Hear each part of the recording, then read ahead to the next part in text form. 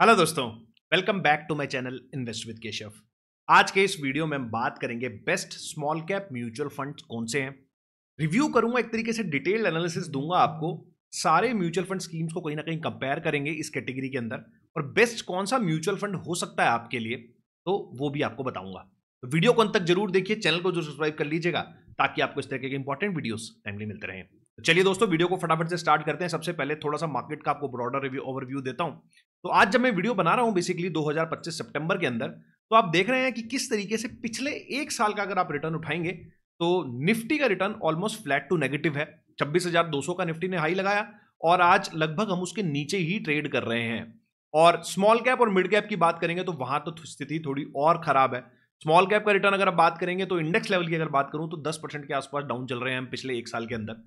तो more over अगर सारे इंडेक्सेस को आप देखते हैं, मार्केट को अगर आप देखते हैं, तो पिछले एक डेढ़ साल में जिसने भी पैसे लगाए हैं, जिसने का आपका कोई सिप इन्वेस्टमेंट होगा या कोई लमसम इन्वेस्टमेंट होगा, उसके अंदर कोई खास रिटर्न्स आपको नहीं देखने को मिलेंगे। या तो वो फ्लैट होंगे या वो आज की डेट में नेगेटिव होंगे।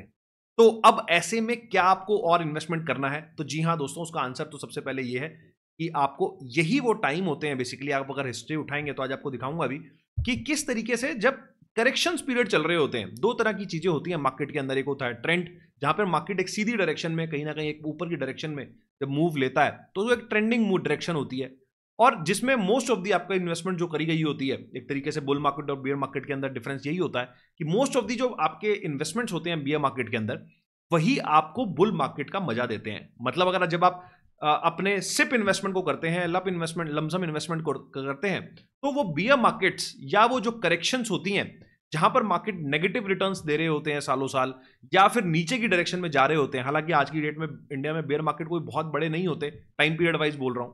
अगर आप 2008 का भी कॉल उठाएंगे तो टाइम पीरियड वाइज आने और जाने में 1.5-2 साल में एक बार को पूरा रिकवर हो गया था। कोविड का आपने देखा 4-5 महीने में रिकवर हो गया था।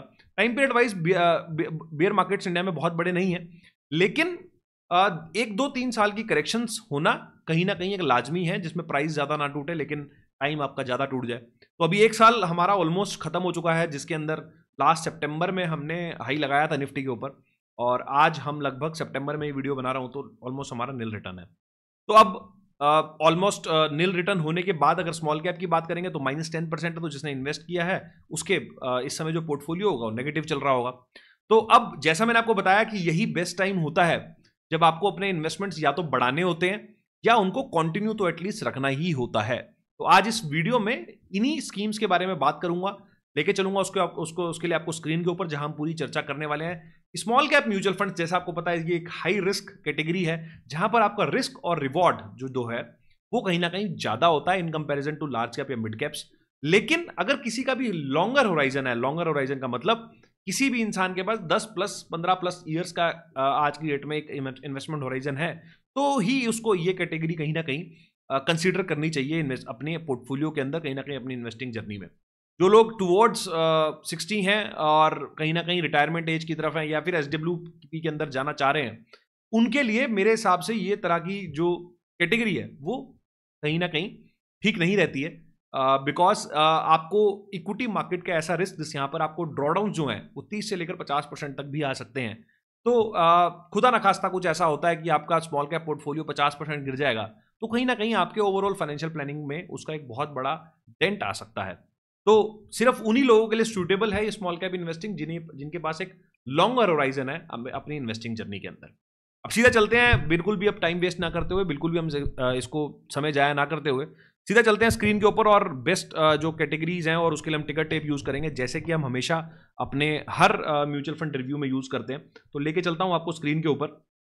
ये मैंने सबसे पहले आपको एक बार स्मॉल कैप का चार्ट दिखाना चाह रहा था। तो ये स्मॉल कैप का चार्ट है। लास्ट ईयर आप देखोगे सितंबर 2024 के अंदर हमने हाई लगाया था यहाँ पर 18,000 का, और अभी हम 16,000 के आसपास चल रहे हैं। ये आज की क्लोजिंग मैं आपको दिखा रहा हूँ। तो लगभग 10% के आसपास का, 10-11% के आसपास का फॉल है यहाँ पर स्मॉल कैप इंडेक्स के अंदर।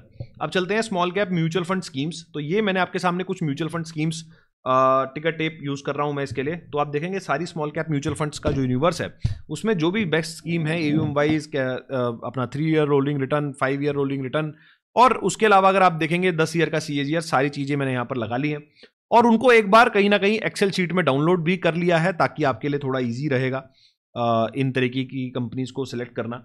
एक बार इसको यहाँ से क्लोज करेंगे सारे को, और यहाँ से ये हमारे सामने सारी स्क्रीन सारी म्यूचुअल फंड स्कीम्स आ गई हैं जो इस कैटेगरी के अंदर। अब एक इसमें मैं आपको फिल्टर डाउन करके बताऊंगा, तो आपको बहुत सारी स्कीम्स कईयों के पास होंगी, कईयों के पास नहीं होंगी, या फिर वो कहीं ना कहीं इसको लेने की प्लान कर रहे होंगे। तो एक बार मैंने यहाँ पर ये सारे फिल्टर डाउन आपको चीज़ें करके दिखा रहा हूँ, तो इसको आप जरूर ध्यान से देखिएगा। तो ये पूरी शीट हमारे पास आ गई है, और एक बार इसके जो ऊपर की साइड पे इसको थोड़ा मार्क कर लेते हैं, तो आप देखेंगे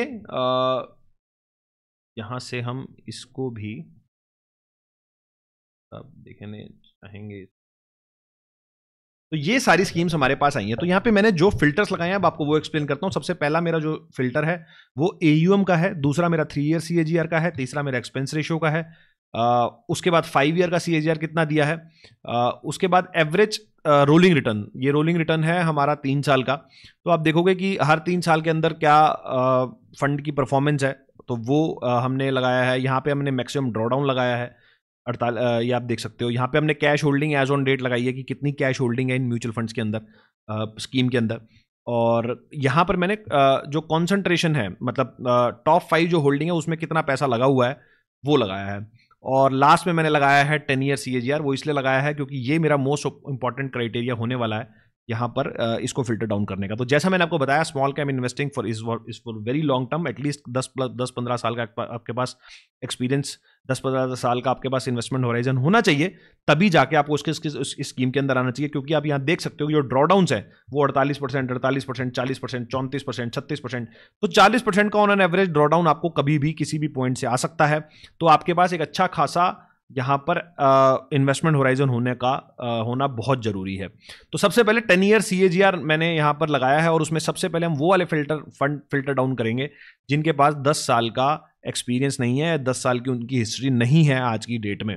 तो इससे होगा ये कि हमारे पास सिर्फ वही फंड्स रह जाएंगे जिनके पास एक्सपीरियंस है, जिनके फंड मैनेजर के पास एक्सपीरियंस है एक बहुत लंबा फंड चलाने का। और AMC भी एक वेल रेप्यूटेड AMC है जो इतने बड़े लेवल तक फंड चलाती आ रही है, इतने टाइम से फंड चलाती आ रही है। तो हम उसी पे बेट करेंगे जो ऑलरेडी एक रेप्यूटेड प्लेयर है और काफी टाइम से फंड चला रहा है, बजाय कि किसी नए फंड पे बेट करने के। तो यहां पर मैं लगाऊंगा, तो आप देखेंगे जैसे ही मैं यहां पर ये 0 वाला हटा देता हूं, तो मेरे पास सिर्फ और सिर्फ यहां पर आप देखेंगे 1 2 3 4 5 6 7 8 9 10 11 12 13 स्कीम्स मेरे पास रह जाती हैं।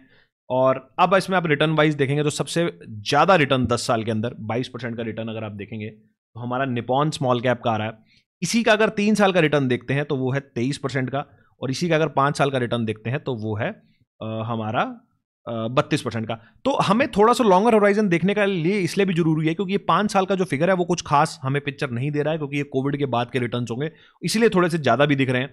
तो हमें पिछले 3 साल के रिटर्न पे थोड़ा फोकस करना है कि 23% के आसपास है, और सबसे ज्यादा हमें फोकस करना है इस रिटर्न के ऊपर जो 10 साल के अंदर है, जिसके अंदर मार्केट ने काफी सारी चीजें इस फंड ने कहीं ना कहीं देखी हैं। कोविड भी देखा है इस फंड ने, बाकी सारी चीजें भी देखी हैं, GST भी देख लिया, डिमोनेटाइजेशन भी देख लिया, सारी तरह की चीजें कहीं ना कहीं देखी हैं। तो Nippon small cap return wise हमें अच्छा लग रहा है, लेकिन उसके अलावा अगर इसका आप ड्रॉडाउन देखेंगे तो ड्रॉडाउन आज की डेट में जिसका मैक्सिमम गया है वो गया है 48%। तो 48% के ड्रॉडाउन पे आपको 22% की CAGR इस फंड ने दी है। कैश होल्डिंग आज की डेट में देखते हैं तो 4% की है, कुछ खास कैश होल्ड नहीं किया हुआ है। कॉन्सेंट्रेशन अगर आप देखेंगे टॉप 5 होल्डिंग की तो वो कहीं ना कहीं 10% की इसके अंदर हमें दिख रही है। उसके बाद AUM वाइज देखते हो तो सबसे बड़ा फंड भी यही है, 65,000 करोड़ का लगभग फंड है।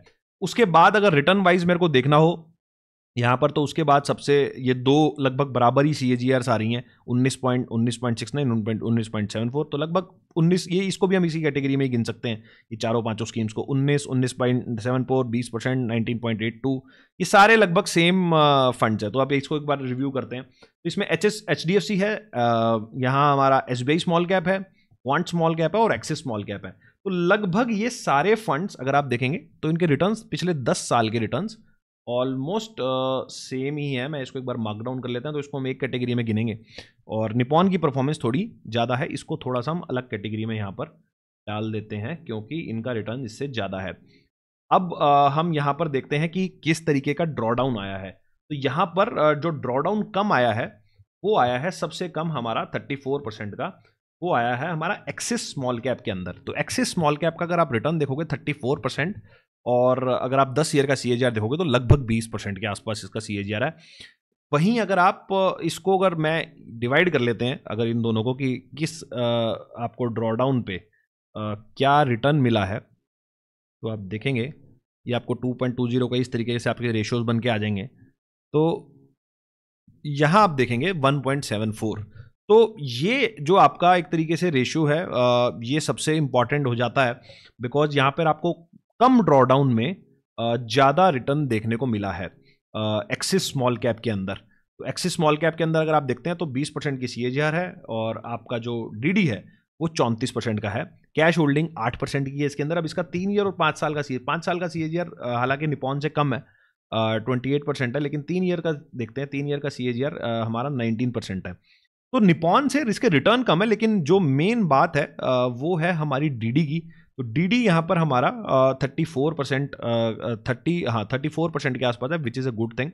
तो अगर इन सारों में कंपेयर करें रिटर्न वाइज 20% का, अगर आप 20-22% की CAGR चाहते हैं तो इन सारों में एज ऑन डेट ये एक्सेस ज़्यादा सही लग रहा है, क्योंकि इसका DD इसका आप देखो लगभग 16% का फर्क है। DD का यहाँ पे 48% का है, यहाँ पर हमारा 34% का है। उसके अलावा भी बाकी सारी कैटेगरी हमारी 17-18% के CAGR में आ जाती हैं अगर आप देखेंगे तो। और इनके अगर DDs देखने हैं तो DD सबका ही लगभग सेम DD है। देखो अब 40%, 49%, 52%।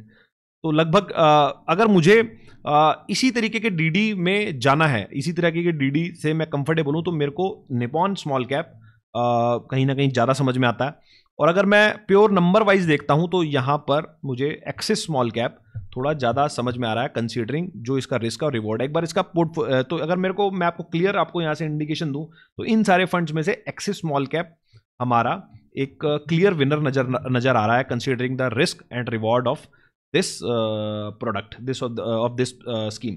एक बार थोड़ा सा इसका ये देखते हैं कि किस तरीके की यहाँ पर जो पोर्टफोलियो है एक्सिस स्मॉल कैप का वो किस तरीके से डिजाइंड है। तो यहाँ पर अगर आप देखेंगे ये रिटर्न्स वाइज मैंने सारी आपसे बात कर ली है। लगभग 12 साल की हिस्ट्री है फंड की, तो 23%, 23.49% का मतलब सिंस इंसेप्शन इतना रिटर्न है, 10 साल का थोड़ा कम है। तो ये अब सीधा सीधा पोर्टफोलियो के ऊपर आ जाते हैं। तो लगभग अगर आप पोर्टफोलियो देखेंगे तो ये इनका पोर्टफोलियो है स्मॉल कैप में, और ये इनका fund investment banking and brokerage के अंदर 10% है, अदर्स के अंदर 7%, लैब्स एंड लाइफ साइंसेज के अंदर 7%, फार्मास्यूटिकल के अंदर 7%। तो इस तरीके से पोर्टफोलियो है। ये कुछ स्टॉक्स हैं इनके, अगर आप देखेंगे brigade enterprises, Krishna institute of medical sciences, CCL products. तो काफ़ी डाइवर्सिफाइड प्रोडक्ट है। और इस AMC के अंदर भी 72 स्कीम्स हैं। तेजस सेठ जो है वो इस फंड को मैनेज कर रहे हैं, 14 साल का एक्सपीरियंस है। 2 लोग इनके साथ और भी हैं, मयंक और कृष्णा N। तो एक तरीके से एक वेल डाइवर्सिफाइड म्यूचुअल फंड के साथ एक वेल डाइवर्सिफाइड हमें यहाँ पर एक तरीके से फंड मैनेजर्स का भी एक्सपीरियंस यहाँ पर दिख रहा है। और इस तरीके की चीज़ें हमारे सामने चल रही हैं। तो अगर कोई भी इंसान इसके अंदर 10,000 रुपये की सिप करता है और नेक्स्ट अगर आप बात करते हैं, मैं मानता हूँ कि किसी भी 25 साल का होराइजन अगर आपके पास है, और जो कि होना ही चाहिए 20-25 साल का, तो आपका लगभग ये इतने पैसे बन जाएंगे। तो ये हमारा मंथली रिटर्न हमारा यहाँ लगभग आ जाता है। तो इस तरीके से ये फंड की परफॉर्मेंस है। और मैंने आपको कंपैरिजन भी करके दिखाया कि किस तरीके से, अगर मैं आपकी शीट एक बार दोबारा खोल देता हूँ तो ये शीट है। तो एक्सिस स्मॉल कैप हमें यहाँ पे क्लियर विनर नजर आ रहा है। 26,000 करोड़ का AUM है। AUM भी एक ठीक ठाक AUM है। एक्सपेंस रेशियो वाइज एक चीज़ और कंपेयर कर लेते हैं। अगर एक्सपेंस रेशियो वाइज देखेंगे तो एक्सपेंस रेशियो वाइज भी काफ़ी किफ़ायती है। मतलब निपॉन का एक्सपेंस रेशियो भी 5 पैसे ज़्यादा है, HDFC का तो उससे और ज़्यादा है, ये 70 पैसे में आते हैं, 57 पैसे। तो मेरे हिसाब से एक्सिस स्मॉल कैप एक क्लियर विनर हमें नज़र आ रहा है। अगर हम देखते हैं यहाँ पर स्मॉल कैप कैटेगरी के अंदर एज ऑन डेट किस तरीके की चीज़ें हो रही हैं। आपको क्या लगता है, क्या एक्सिस स्मॉल कैप एक ऐसा फंड है जो कहीं ना कहीं आउट परफॉर्मेंस दिखा रहा है और एक किफ़ायती म्यूचुअल फंड है? अपना व्यू भी आप कमेंट सेक्शन के अंदर जरूर बताएं। और आप किस स्कीम के ऊपर चाहते हैं मैं अपना एक नया वीडियो लेके आऊँ, किस किस स्कीम के ऊपर आप चाहते हैं इस तरीके के रिव्यू करूँ, वो भी आप कमेंट सेक्शन के अंदर बता सकते हैं। इस वीडियो में इतना ही, मिलता हूँ आपसे अगले वीडियो में इसी तरह के कुछ नए और इंटरेस्टिंग टॉपिक के साथ। नमस्कार, जय हिंद।